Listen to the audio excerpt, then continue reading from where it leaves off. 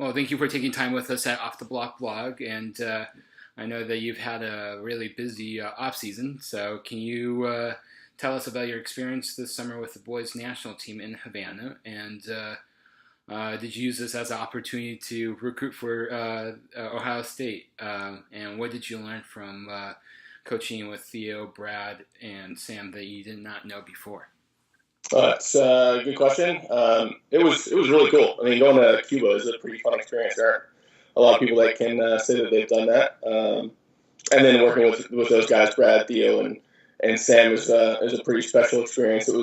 It's not every day you get four coaches that go and compete against each other that have no ego and are super open to all these different ideas, and it's just bouncing things off each other and learning a ton. So, I think the thing I probably learned is just how there was, no ego, and all of them wanted to learn and get better. All of us did. It was really cool. And as far as recruiting goes, nobody goes there to recruit. I think it's a pretty special experience to wear USA on your back. But I mean, sure, we're going there to create relationships and teach the game we love. But it's certainly recruiting is the number one thing. We're not talking to the kids about our schools at any point in time that we're there. That's for sure. Okay. I've been working. What have you and Pete been working on with the men's volleyball team this offseason? Even as the reigning national champions, what weaknesses did you and Pete identify as weaknesses to work on? I think blocking's probably the number one thing. I think we probably were had the lowest amount of blocks per set for any national championship team in history, is my guess. But that being said, I think our serving was our main source of defense, but I think that's been the one thing that we've identified as something we can certainly improve for the upcoming year. You lose 6 players off of last year's national championship team. What is the hardest thing for you to replace from those 6 players? We had a lot of serving from those 6 guys. With Christian obviously doing what he did and as consistent as he was from the serve pass game, stabilizing that area for us was huge.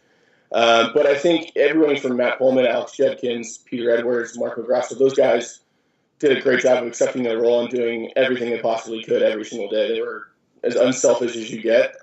Pullman, with being as big of a 6'10" blocker as you can get, jumps well. I mean, he can come off the bench and serve tough too. So I think we missed the toughness, we missed the good leadership, and we'll miss the overall guys in the locker room. What can you tell us about the incoming freshmen and transfers? I hear the new import from France might even be better than Nick. I think that might have come from Keller, but we have a lot of young talent. We're really excited about the guys we have coming in.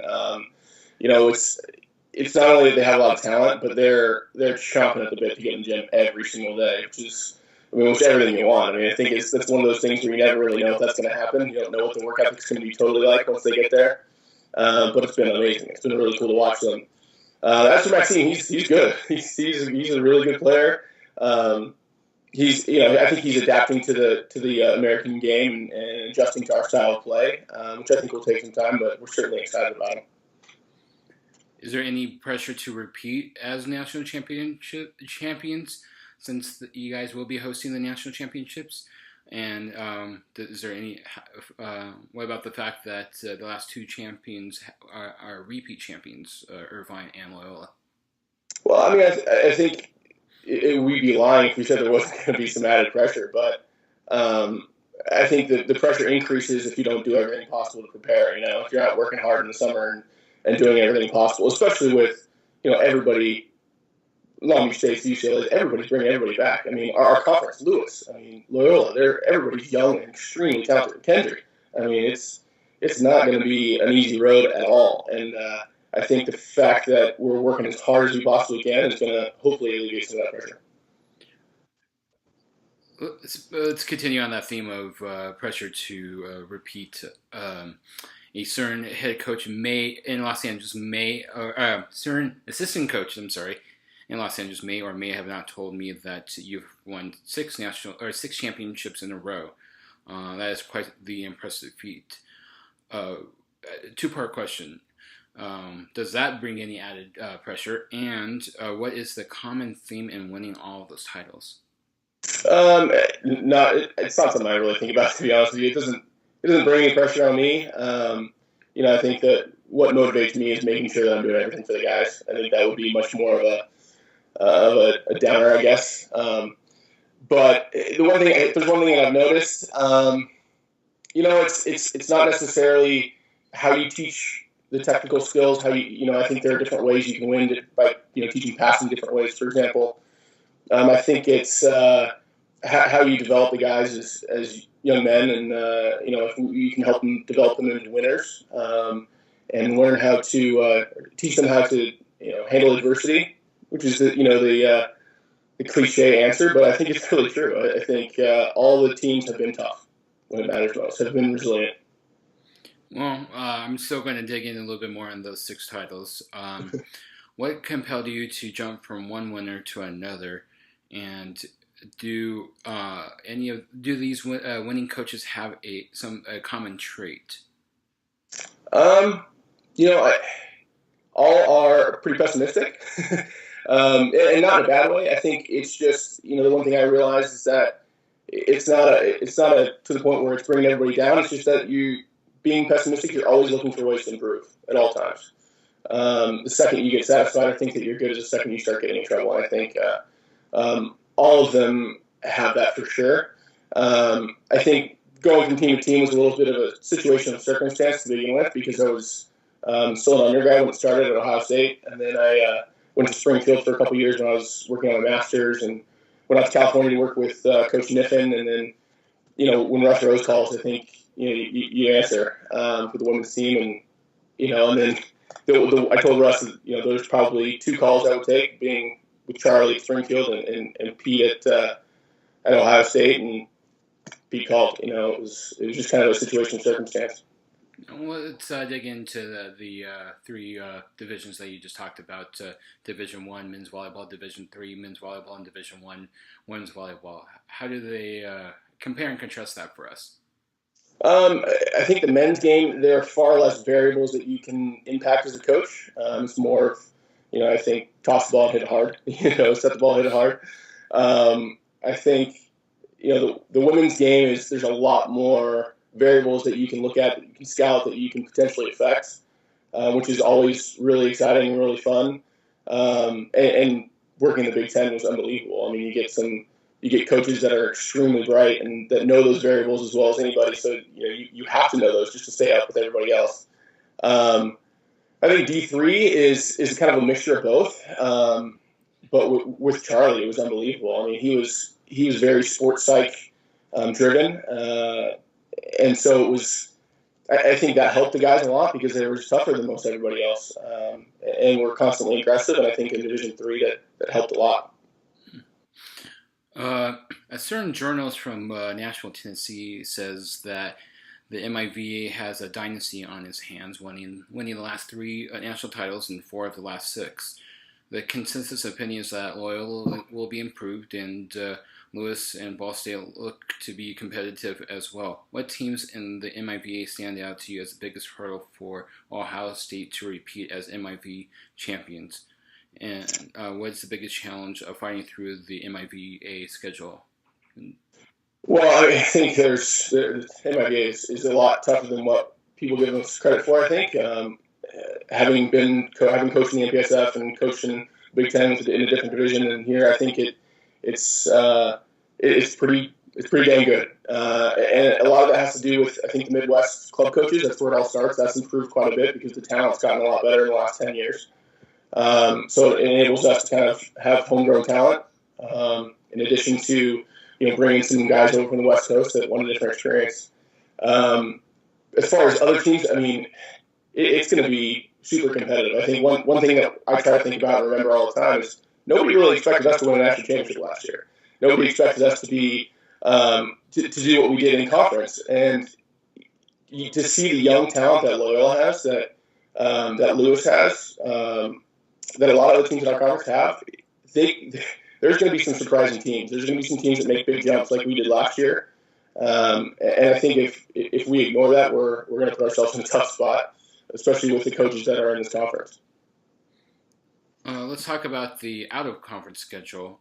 First, let's start with your initial match with McMaster. How exciting is it going to be for you and the boys to play that first match in Canada?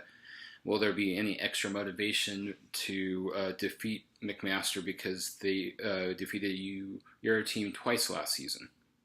I think the extra motivation isn't necessarily that it's McMaster. I think it's because we're just looking to play somebody else already. Our guys can't wait for the season to start. I think that's where that extra motivation will come. The great part about being able to play a team like McMaster is that they're so well coached that last year they picked us apart.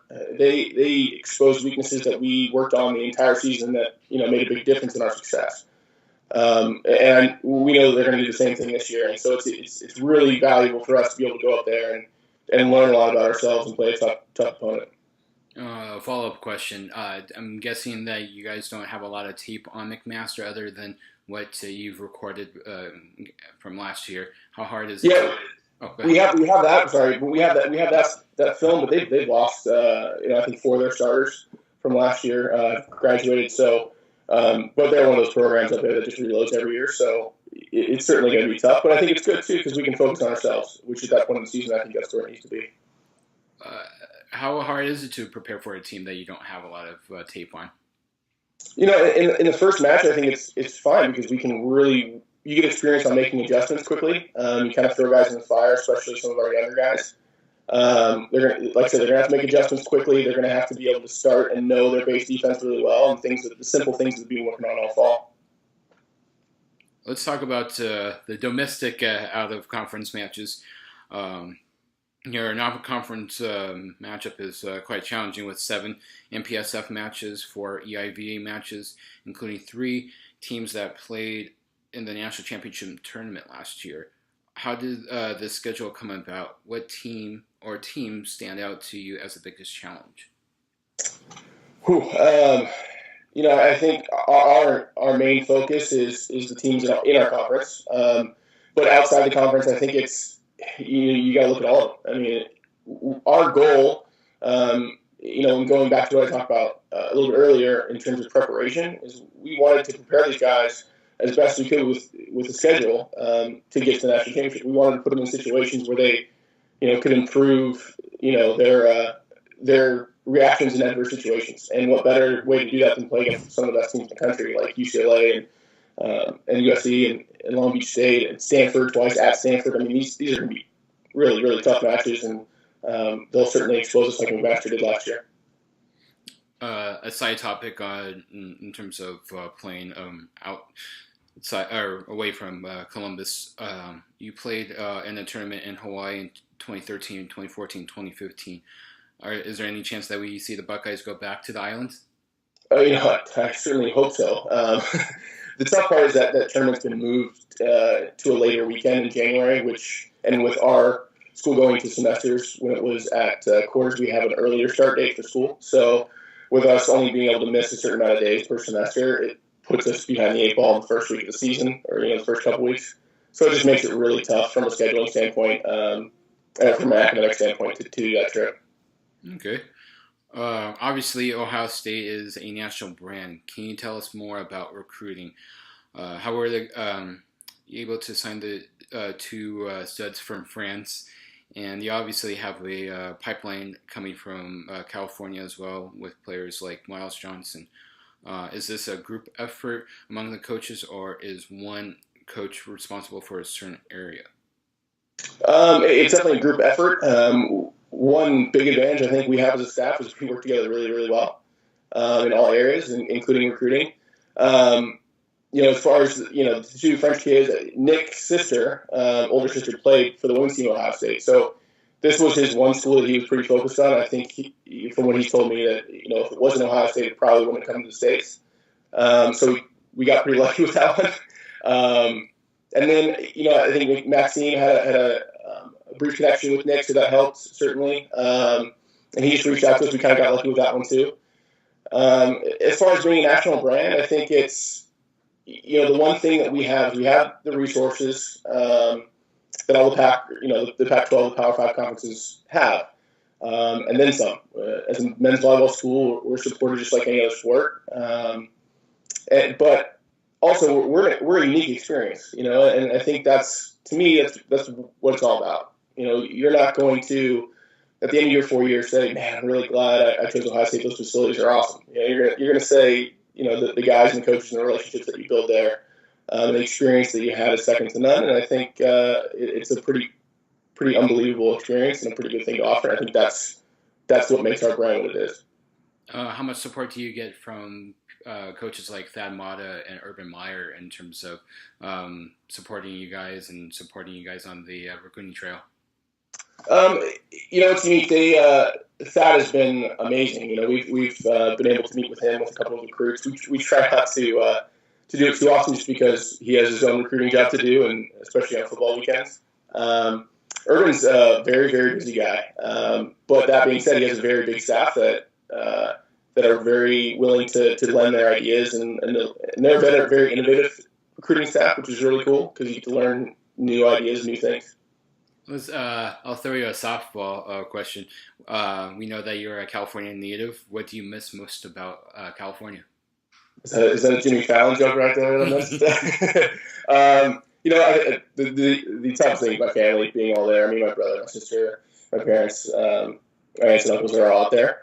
But as far as, certainly now, probably fast food in general, but it's probably good for my overall weight that I'm missing out on it. It was announced earlier this offseason that Assistant Athletic Director Janine Oman will be the new men's volleyball committee chair. Can you share us what she has meant to the men's volleyball program and what does she bring to the committee?